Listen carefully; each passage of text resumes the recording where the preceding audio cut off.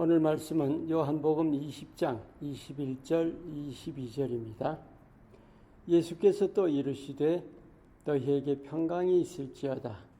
아버지께서 나를 보내신 것 같이 나도 너희를 보내노라. 이 말씀을 하시고 그들을 향하사 숨을 내쉬며 이르시되 성령을 받으라. 지난주일 우리 삼위일체 하나님에 대해서 잠깐 나눴죠. 계획하시고 창조하신 분이 바로 성부 하나님이시죠. 그 하나님의 계획을 사람이 되셔서 십자가와 부활로 이루신 분이 성자 하나님 예수님이시고, 그 이루신 일을 이 세상 속에서 사람들 속에서 실제로 집행하시는 분이 성령 하나님이십니다. 예수님도 성령으로 잉태하셨고 성령으로 사셨죠. 그래서 사람으로서 하나님의 일을 하셨던 거예요. 이제 부활하신 후에 제자들이 두려워하면서 모여있던 곳에 예수님께서 오셨습니다. 너희에게 평강이 있을지어다 하셨던 그 말씀을 하시고 나서 아버지께서 나를 보내신 것 같이 나도 너희를 보내노라 하셨어요. 그리고 숨을 내쉬며 이르시되 성령을 받으라. 하나님께서 예수님을 세상에 보내셨죠. 그래서 예수님도 여러분을 세상으로 보내시는 거예요. 그리고 숨을 내쉬며, 이 숨은 하나님께서 아담 지으실 때 흙으로 사람을 지으시고 생기를 불어넣으셨다고 했죠. 그 생기가 바로 숨입니다. 하나님의 영이죠. 우리 믿으면 누구나 성령을 주시죠. 구원의 보증으로. 근데 그것은 기본적인 거예요. 거듭남이라는 것이죠. 우리 안에 새 영이 태어나는 거예요. 그런데 그것만으로는 부족해요. 우리가 하나님의 일꾼 되기 위해서는 성령으로 채워져야 된다는 거예요. 우리 믿는 자들이 잘 인식하지 못하는 것. 우리가 믿는 순간에 하나님의 자녀가 된다는 건 누구나 잘 알아요. 그런데 하나님의 자녀가 되는 순간부터 하나님의 일꾼인 거예요. 믿은 다음에 어느 정도 자라나서 하나님의 일꾼 되는 게 아니에요. 하나님의 일꾼인데 하나님의 일꾼으로서 자라가야 된다는 거죠.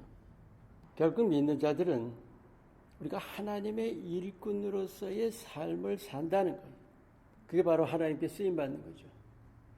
구체적으로 얘기하면 하나님이 내게 오셔서 나를 사용하시는 거예요. 하나님께서 세상 속에서 나를 사용하시기 위해서 아주 필수 요건이 뭐냐? 성령 받음이에요.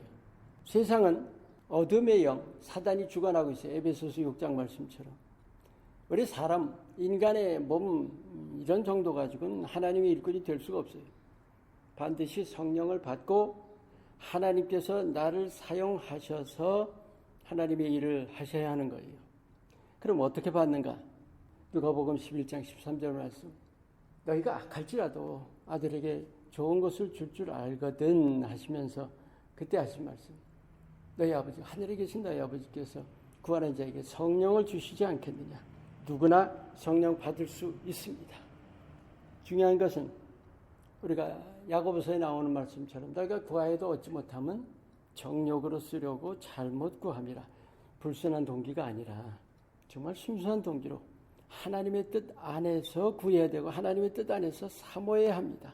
진정으로 하나님을 위하고자 하는 동기, 진정으로 하나님 나라 위에 충성하고자 하는 그 바탕으로 우리가 구해야 합니다. 주세요 정도가 아니라 정말로 하나님을 위해 일하기 원합니다. 그 진정을 주님 앞에 올려드려야 됩니다. 근데 또 하나가 있어요. 나는 일꾼이에요. 일꾼이라는 뜻은 주인이 명하시는 대로 따라야 하는 거예요. 내 생각대로 일하는 것이 아닙니다. 우리 그래서 주인께 늘 물어봐야 하는 거예요. 성령의 인도하심을 받아야 하는 뜻이 바로 그거죠. 정말 중요한 건 성령께 붙들리는 거예요. 붙들리는 거예요. 이게 뭔지 아세요? 완전히 하나님께서 나를 붙들어서 정말 거침없이 사용하시는 거예요. 그것이 바로 성령 충만이죠. 하나님이 얼마나 귀하게 사용하시는지 몰라요. 우리가 성령 충만할 때. 왜? 나는 완전히 나라는 존재는 없고 완전히 하나님이 나를 온전히 주관하시는 거거든요. 바로 그런 삶을 사시기 바랍니다. 그게 바로 하나님의 일꾼이고 그게 바로 이 마지막 때에 하나님이 그렇게도 원하시는 바로 그 모습입니다.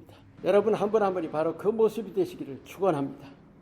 오늘의 기도, 성령의 인도하심에 민감하게 깨어있도록 나를 도우소서. 아멘.